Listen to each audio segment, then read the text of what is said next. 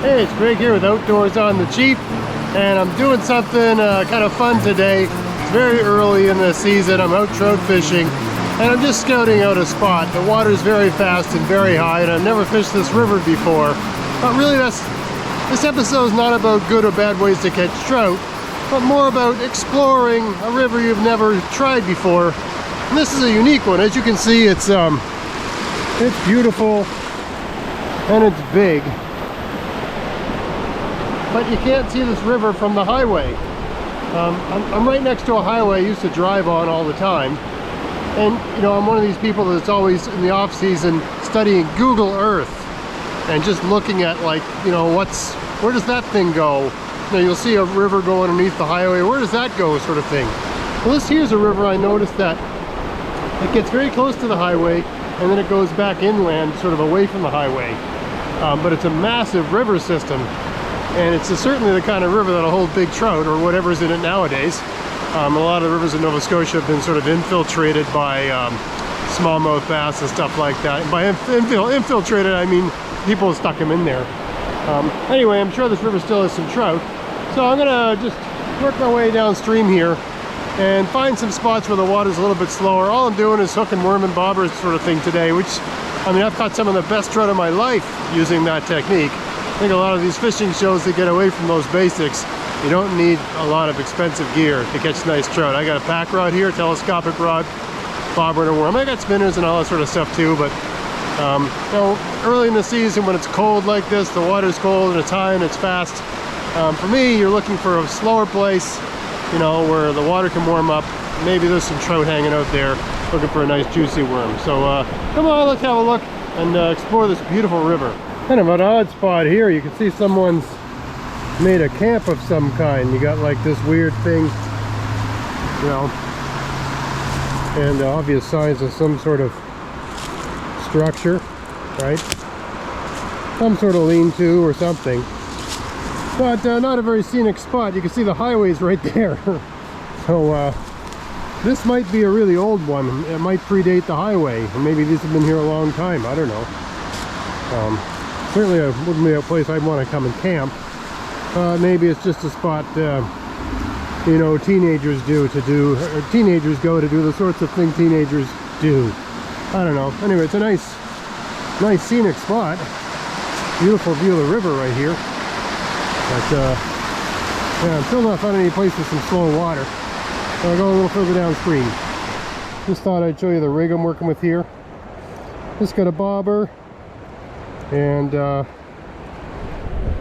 just a hook and a worm. It's not the hook isn't completely covered with worm, but in my experience, if you're at the right place at the right time and the fish are hungry, they don't care. They'll go for that worm, especially live worm like this. Is wiggling around a little bit.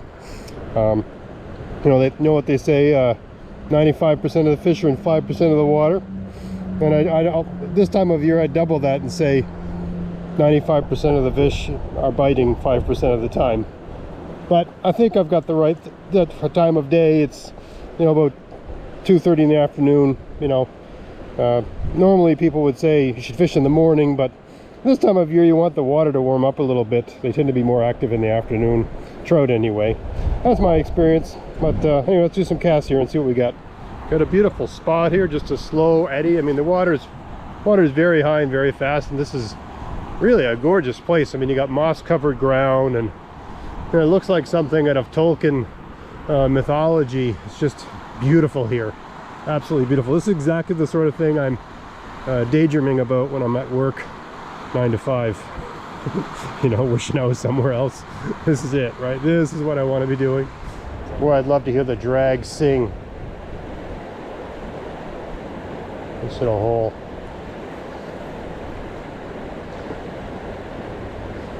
I mean, often they're just hanging around on the edge where the fast water meets the slow water, right? You never know. Sometimes it's good to cast into the fast and have, you know, have it sort of ease its way into the slow water. I don't know how well you can see what I'm doing here. If I hook something, you'll see it.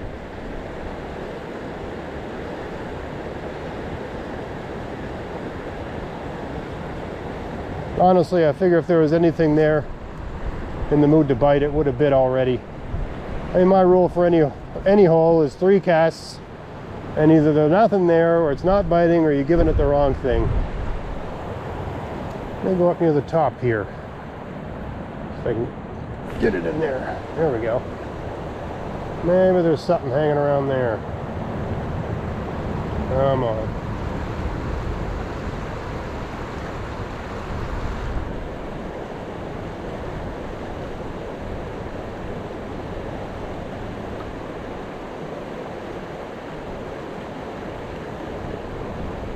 Oh, let's get her out a little further, maybe. A little further out. Yeah, there we go. Let's try that.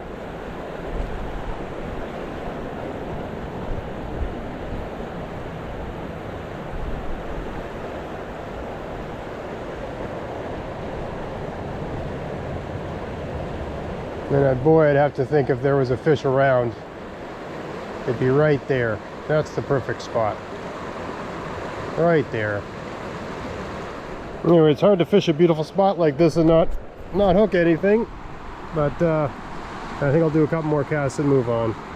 Just walking through this beautiful sort of forested area, enjoying the view, right?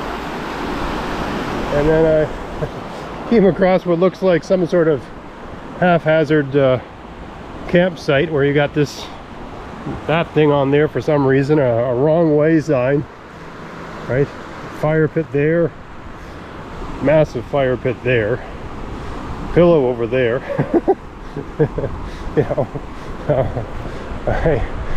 gotta, I guess there's nothing secret about it. You got some bucket full of smashed beer bottles here. That's nice, right? And over here, someone had the courtesy of gathering up all their empties and putting them in a milk box, and then leaving the milk box in the woods.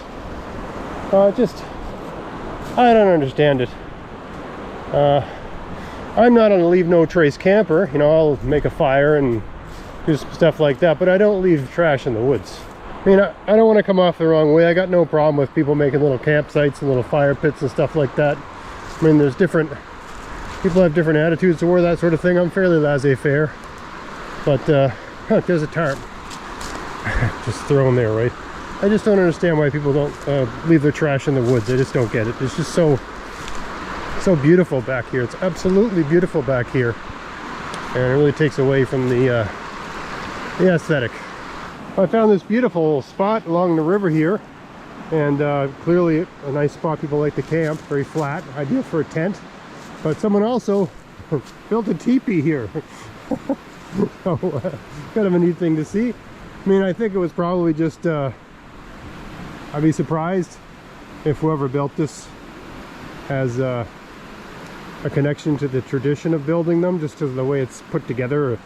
You got a fire pit that's not in the center, which doesn't make a lot of sense. But more importantly, the poles, they should be cleaned. I don't have as far as I know, I don't have an ancestral connection to the indigenous people of the province, but it's something I've explored and studied, and I've always been very interested in the way of life, okay? And for a teepee to work, the poles, they have to be clean. You can't have little things sticking off like this, right? Whatever you're going to cover your teepee with, especially these days, it's going to be canvas or tarps or something like that. You have to slide them up the poles, and you can't have little things like this that'll stick and tear that fabric apart, right? So the poles have to be very clean so that you can slide, right? Because the poles are too high to reach, right? This thing is a good 20 feet high, so you're using sticks to push your tarp or your canvas or whatever, or your actual, you can buy like authentic teepee coverings, whatever you're using, right?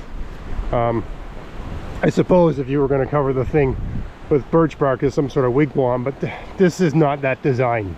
They're rounded on the top. Anyway, getting way off topic. Just a neat thing to see. I didn't mean to critique it. Nice thing to see out here. There's some young fellows, I'm going to guess, messing around with that sort of thing. I don't know why they had to leave their Gatorade and their 7-Up and, their, whatever that is, wire on the ground, and volleyball. I just don't understand these things. But and there's a piece of plastic here don't know what that's doing there. I just don't get it. Very interesting ecology here. We got the side of the river I'm on, which as far as I can tell is hemlock. Okay, a lot of hemlock. Hemlock and spruce and pine and stuff like that, but a lot of hemlock. But look at the other side. Look how the rocks, I mean, those rocks almost look like they were piled up by a front end loader, but I would guess that's natural. Just pushed up with ice flows and the glaciers, and God knows how that got there. But I mean, it almost looks like a levee, right, all the way along there, right? But there's nothing over there to protect. It's just wilderness over there. And also on that side of the river, it's all maple and birch, right? A completely different ecology than on this side, where you know, clearly we've got more soil, and you know, we've got more of these big, long-lived evergreen trees. So I mean, and there's hardwoods on this side too, but it seems to be more evergreen. And anyway, I'm always fascinated by those sorts of things. I don't know if anyone else is, but I just love the, you can see it starts over there. All of a sudden there's all these rocks. It had to be natural. It had to have just happened. Right? Just can't see someone bringing they couldn't have moved there by hand. Right? They're too big. Someone, you know, if they were put there by machinery, you would have had some serious machines in here. But why? There's nothing over there. So it must be just natural, just from ice flows and, you know, just over time, geological time, all that being built up. You know, I have to say it's an absolute pleasure. And I mean, I have been moaning, I guess, about people leaving trash out here, but for the most part, I mean, this is not a trash-strewn forest. But a lot of the forest in this province doesn't have this nice open feel. I mean, I'm just walking along like I'm walking through a meadow. It is just so pleasant to walk beside a river in a big old forest like this. Lots of big trees. You know, I'm not, you know, crawling on my hands and knees going through, you know, the part. And this place is about 25 minutes from my house in terms of a drive, 20-25 minutes. But where I live, we got so much hurricane action that the trees just get blown down all the time. So it's always young trees everywhere, and it's so thick and so difficult to walk, to go through. Whereas here, I could run full tilt through this pretty much. And you could drive a bicycle through this. And I'm not walking on a walking trail. You can pretty much walk anywhere you want, right? It's just it's so nice. It's so pleasant just be walking in a big open forest like this. I could just walk all day like this.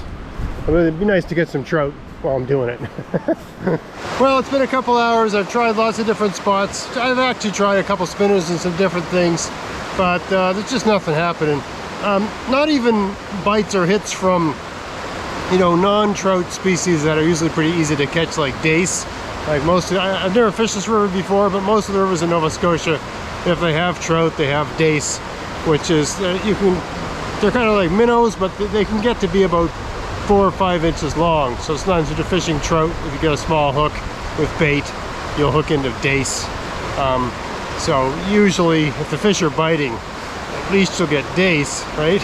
No one fishes a river out of dace because no one wants them. They're just these bony little sort of, I mean, they're great for this ecosystem. I guess the trout eat them, but you know, they're not much for, you'd eat them if you were starving, and that's about it. Anyway, nothing happening today, but as they say, a bad day fishing is always better than a good day at the office. So beautiful getting out here in the woods. Sorry I got zero action on the water, but it happens sometimes, I guess. Just nice to be out. I think I really needed to, you know, for those that don't know, I've got a gardening channel, and there's always the dilemma when we have a nice day like this, to garden or to fish. And then you go fishing, you don't catch anything. It's like, oh geez, I wish I'd put that time in my garden. But today, even though I didn't get anything, I was still glad just to be out in the woods, exploring a new river, seeing some new holes. I think when the water level goes down this river and it slows down and things warm up a little bit, I mean, it's only really the second weekend of April, so it's pretty early in the season. And I mean, in my experience this time of year, it's not always the best fishing. If you get a really nice, warm, sunny day up in the teens, and the water levels are right, you can have some good luck, especially if you've got minnows. But none of that's the case today. It's more like 10 Celsius. Kind of sunny, but not super sunny. Not an ideal day, but certainly I'm sure there's people catching trout somewhere today, but not here. At least not me, not today. Doesn't matter. Had a good time. Hope you found it interesting. If you did, please like, share, subscribe. And until next time, enjoy the outdoors on the cheap. Thanks for watching.